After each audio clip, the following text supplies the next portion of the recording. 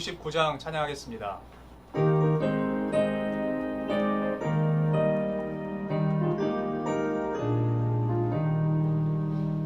선한 목자 되신 우리 주 항상 인도하시고 푸른 풀밭 좋은 곳에서 우리 먹여주소서. 선한 목자 구세주여 항상 인도하소서. 선한 목자 구세주여 항상 인도하소서. 양의 문이 되신 예수여 우리 영접하시고 길을 잃은 양의 무리를 항상 인도하소서. 선한 목자 구세주여 기도 들어주소서. 선한 목자 구세주여 기도 들어주소서. 흔히 많고 약한 우리를 용납하여 주시고 주의 넓고 크신 은혜로 자유 얻게 하셨네. 선한 목자 구세주여 지금 나아갑니다. 선한 목자 구세주여 지금 나아갑니다. 일찍 주의 뜻을 따라서 살아가게 하시고 주의 계신 사랑 베푸사 따라가게 하소서. 선한 목자 구세주여 항상 인도하소서. 선한 목자 구세주여 항상 인도하소서.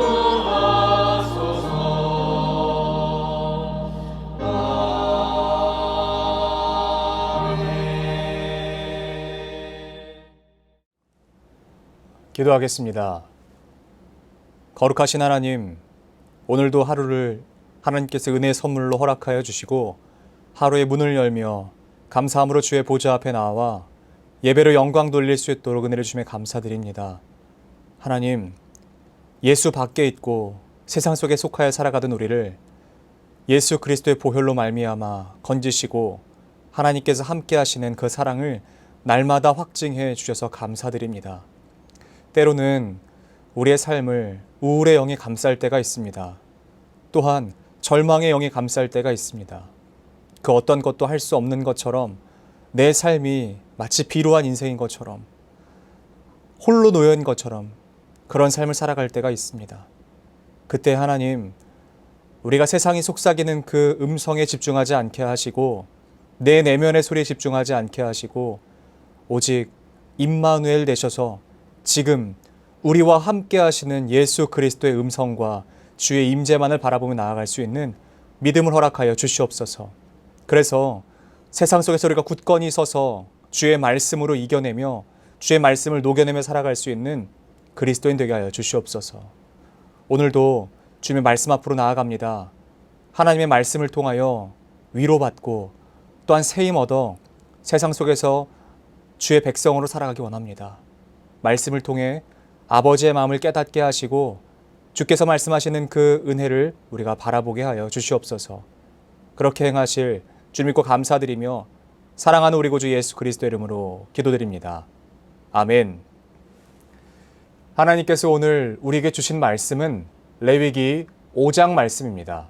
만일 누구든지 저주하는 소리를 듣고서도 증인이 되어 그가 본 것이나 알고 있는 것을 알리지 아니하면 그는 자기의 죄를 져야 할 것이요 그 허물이 그에게로 돌아갈 것이며 만일 누구든지 부정한 것들 곧 부정한 들짐승의 사체나 부정한 가축의 사체나 부정한 곤충의 사체를 만졌으면 부지중이라고 할지라도 그 몸이 더러워져서 허물이 있을 것이요 만일 부지 중에 어떤 사람의 부정에 닿았는데 그 사람의 부정이 어떠한 부정이든지 그것을 깨달았을 때에는 허물이 있을 것이요 만일 누구든지 입술로 맹세하여 악한 일이든지 선한 일이든지 하리라고 함부로 말하면 그 사람이 함부로 말하여 맹세한 것이 무엇이든지 그가 깨닫지 못하다가 그것을 깨닫게 되었을 때에는 그 중 하나에 그에게 허물이 있을 것이니 이 중 하나에 허물이 있을 때에는 아무 일에 잘못하였노라 자복하고 그 잘못으로 말미암아 여호와께 속죄제를 드리되 양떼의 암컷 어린 양이나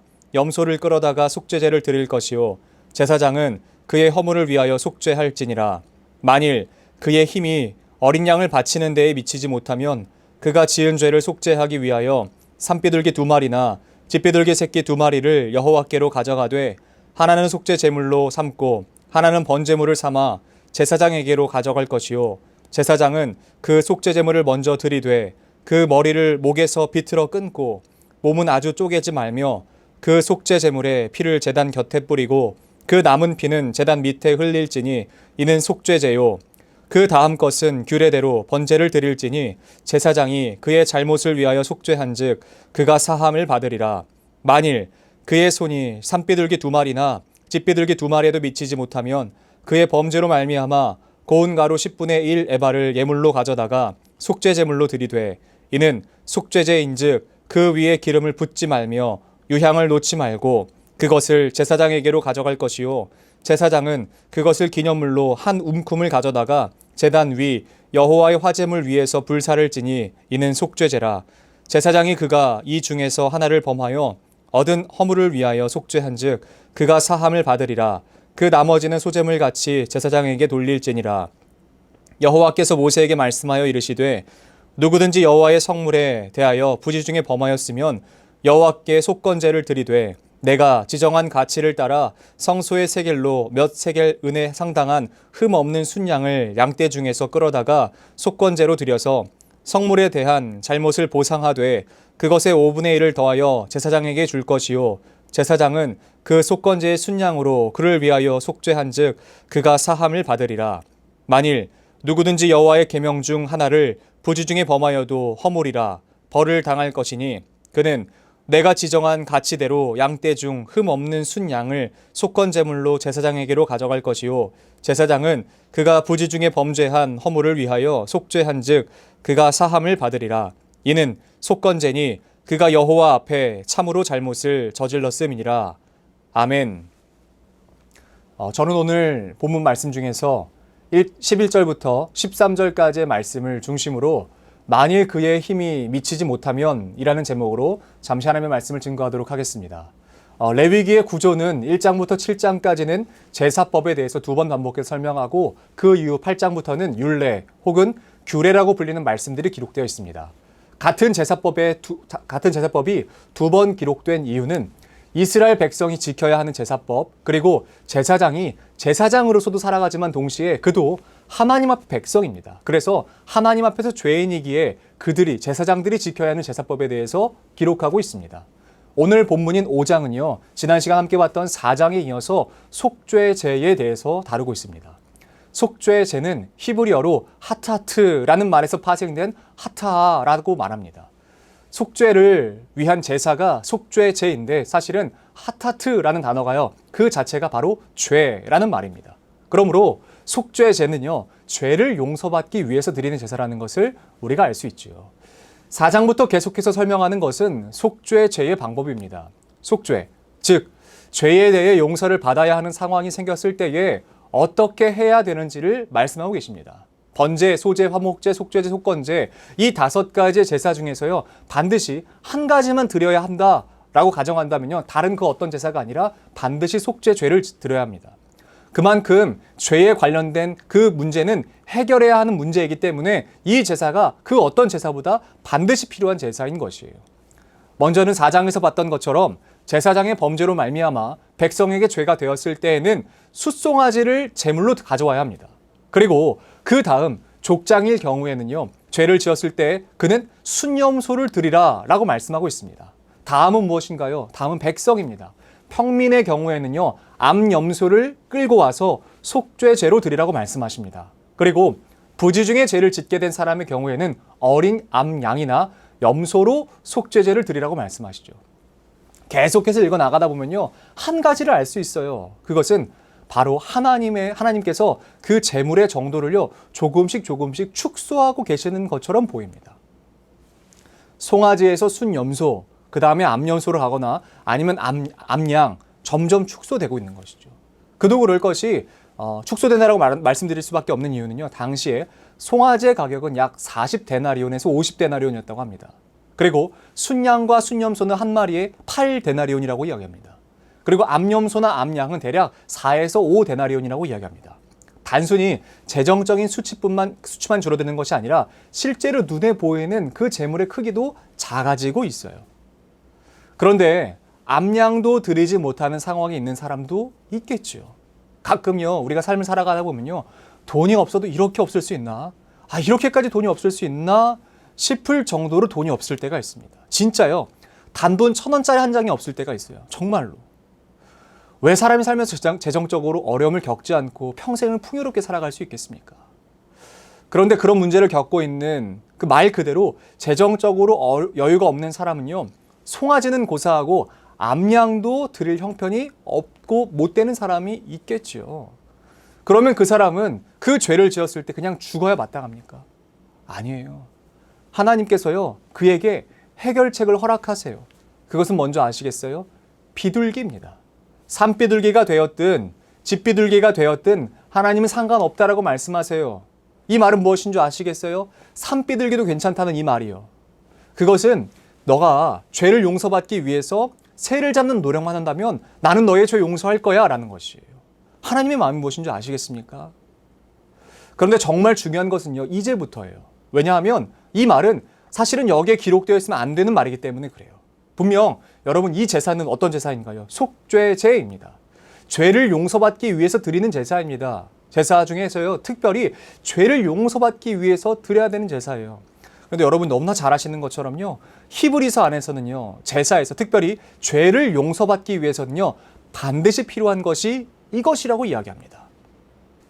율법을 따라 거의 모든 물건이 피로써 정결하게 되나니 피 흘림이 없은즉 죄 사함이 없느니라.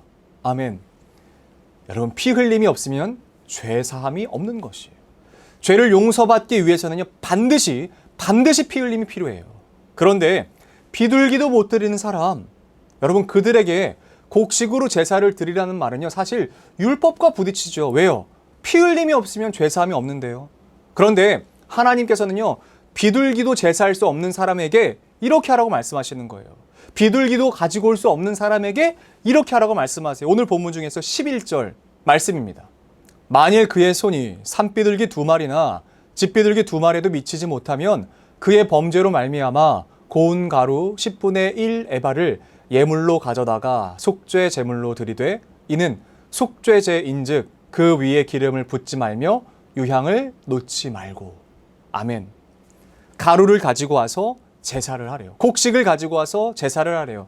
잘 아시다시피 가루에 피 흘림이 어디 있습니까? 가루에 피가 어디 있습니까? 가루인데 피가 어디에 있냐는 거예요. 그런데 이 말씀은 성립되지 않은 말씀이죠. 피 흘림이 없으면 죄사함이 없는데 하나님은 곡식을 가져와서 제사를 드리래요. 그리고 그것을 뭐로 받으신대요? 속죄제로 받으신대요. 피 흘림이 없어도 속죄제를 드릴 수 있다고 그 제사를 받으시는, 제사의 주가 되시는 하나님께서 말씀하시는 거예요. 그러므로 사랑하는 성도 여러분, 하나님의 마음이 무엇인지 아시겠습니까? 제가 처음에 말씀드렸지만 제사의 제물이 점점 축소되는 것 같다고요. 하나님께서요, 우리에게 받으시기 원하시는 것은 늘 최고의 것을 받으시기 원하신다라고 우리가 생각해요. 그런데 하나님께는요, 최고의 것도 물론 중요하죠. 그런데 더 중요한 것이 무엇인 줄 아세요? 최선의 것, 아니요, 더 정확하게는 우리의 진심을 원하시는 것 같아요. 예물, 제사의 제물에 대한 관심보다는요, 그 사람이 지금 어떻게, 그리고 어떤 마음으로 하나님 앞에 나와왔는지에 하나님은 더 관심이 있으신 것 같아요. 그래서 어떻게든 올 수 있도록 문을 열어두세요. 송아지로, 안 되면 순염소로, 그것도 안 되면 암염소나 암양, 그리고 그것도 안 되면 비둘기로, 여기서 끝나야 되는 게 정상이에요. 왜냐하면 피 흘림은 여기까지니까. 그런데 이 정상적이지 않은 비정상적인 것을 하나님께서 문을 열어서 말씀하세요. 그의 힘이 미치지 못하면, 그의 힘이 거기까지 미치지 못하면 곡식이라도 가지고 와. 그의 힘이 그것을 할 수 있는 형편이 안 되면 이것으로라도 드려. 여러분, 왜 하나님은 하나님의 원칙을 깨면서까지 이렇게 말씀하시는 것일까요? 그만큼 우리의 죄를 용서하고 싶으시다는 거예요. 그만큼 우리에게 씌워진 그 죄의 굴레를 벗겨서요, 우리와 면대면으로 얼굴과 얼굴로 그 하나님께서 교제하고 싶으신 것이에요. 여러분, 우리 하나님은 사랑의 하나님이시지만 동시에 공의의 하나님이세요. 그러므로 죄에 대해서는 엄중히 심판을 내리셔야만 합니다. 그러나 그 와중에도 우리에게 용서함 받을 수 있는, 우리에게 진심만 있다면, 우리에게 하나님을 향한 그 진심만 있다면 언제라도 하나님 아버지께 나아갈 수 있는 길을 활짝 열어두신 거예요. 사랑하는 성도 여러분, 여러분은 지금 오늘 어떤 마음으로 하나님 앞에 나오셨습니까? 하나님께 최고의 것, 늘 좋은 것, 최고의 것만 드리는 것, 거기에 머무시면 안 되는 거죠. 물론 중요합니다. 여러분 최고의 것, 좋은 것, 비싼 것 드리기 위해서 노력하십시오. 그러나 그때 만약에 마음이 빠지면 그건 필요 없는 것이 되는 것이에요. 그러나 반대로 내가 드릴 수 있는 형편이 안 돼요. 마치 과부처럼, 두 랩돈을 가지고 온 그 과부처럼, 랩돈이라고 불리는 것은 비둘기도 살 수 없는 돈입니다. 그만큼 가난한 상황에 있을지라도 내 진심이, 내 마음이 하나님을 향해 있다면, 그리고 내 마음이 하나님 앞에 나아가서 내 죄를 용서함 받고 그 죄를 하나님께, 모든 죄악들을 하나님께 회개하고 용서함 받기 원하는 마음으로 하나님 앞에 나왔다면요, 그 공의 하나님의 그 심판을 사랑의 하나님의 그 심판으로, 하나님의 그 사랑으로 덮어주시고 다시 한번 우리에게 기회를 주시는 하나님인 줄 믿습니다. 하나님께서는 어떻게든 우리의 죄를 용서하기 원하시는 분이세요. 하나님은 어떻게 해서든 우리와 사랑의 교제, 마음과 마음을 나누기 원하시는 분이세요. 그러므로 내 힘이 미치지 못한다고 핑계할 것이 아니라 내가 할 수 있는 최선의 진심으로 하나님 아버지 앞에 나아가야 될 줄 믿습니다. 하나님께서는 우리를 원하세요. 그러나 우리의 진심을 원하십니다. 껍데기를 원하시는 것이 아니라 우리의 온 힘과 온 마음을 다해서 하나님 아버지 앞으로 나아가는 그 진심을 원하시는 것이에요. 오늘 이 하나님 아버지의 마음을 알고 하나님과 더욱더 친밀해진 하루가 되시기를 소원합니다. 레위기는 이런 책입니다. 레위기는 하나님의 사랑이 그 어떤 책보다 절절히 기록되어 있는 책입니다. 그래서 오늘 하루 이 레위기서 5장을 좀 묵상해 보시면서, 그래, 하나님은 이만큼 나의 죄를 용서하기 원하시는 분이시구나.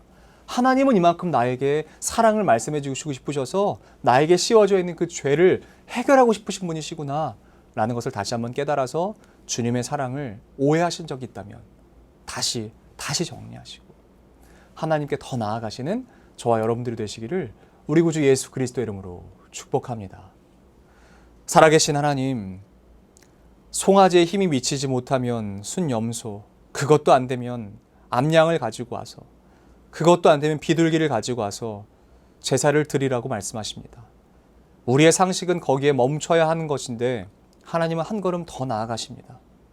피 흘림이 없는 그 제사까지도 받으시면서까지 우리에게 씌워져 있는 모든 죄악을 용서하기 원하시는 것이 바로 우리 아버지, 우리 하나님의 진심인 것을 우리가 다시 한번 깨닫습니다.